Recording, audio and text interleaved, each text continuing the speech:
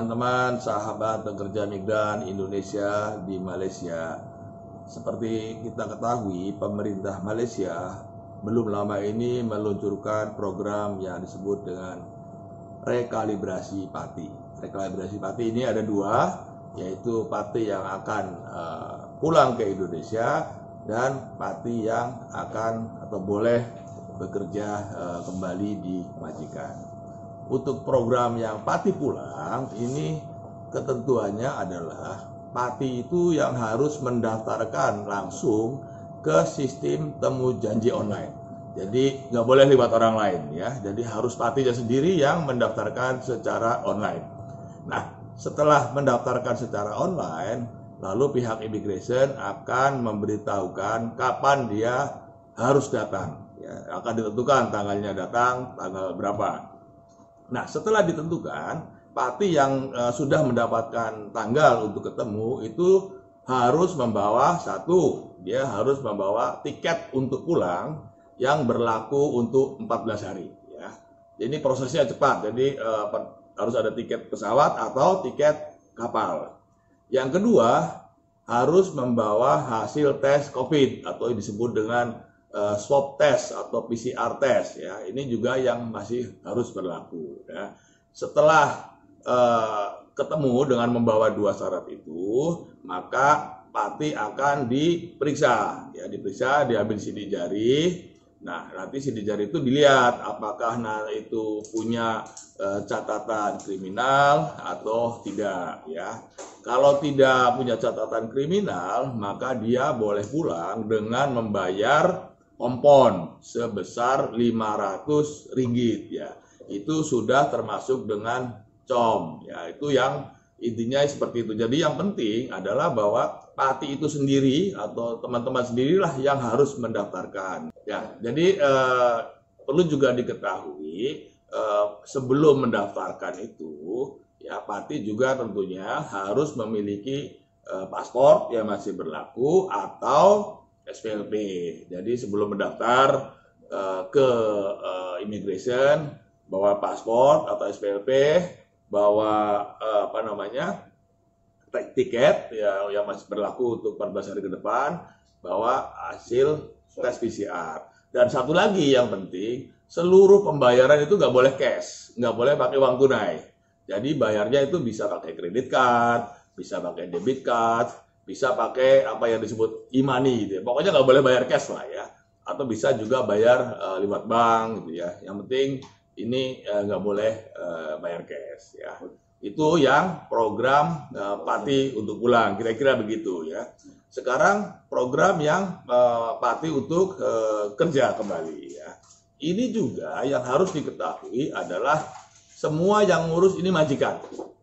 Pertama, majikan harus daftar untuk temu janji secara online ya. Temu janji online nanti oleh pihak immigration akan diberi tentukan tanggalnya berapa, tanggal berapa akan ketemu. Setelah ditentukan ketemu itu majikan dan teman-teman yang mau ikut program ini harus pergi ke immigration ya, immigration.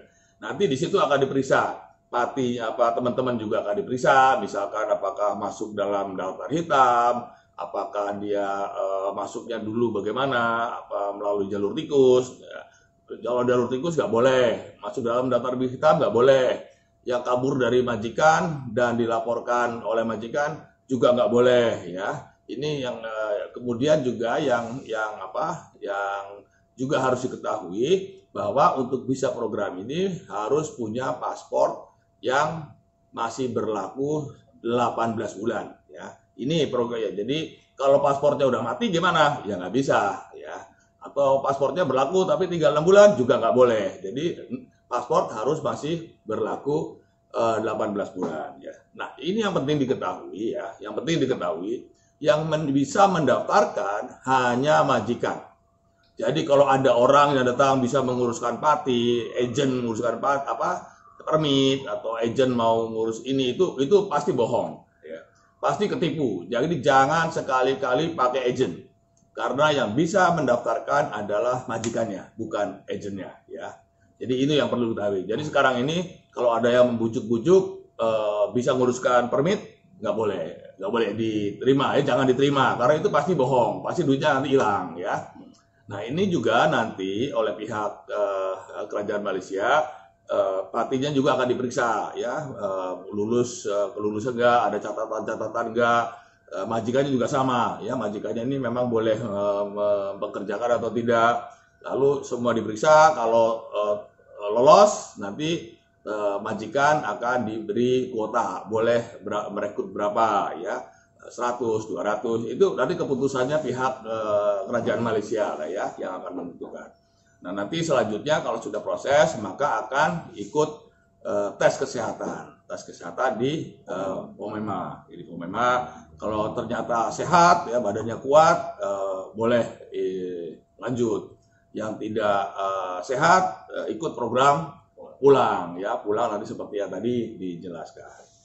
Dan juga perlu diketahui, ini banyak pertanyaan ya, kalau saya sebagai asisten rumah tangga gimana?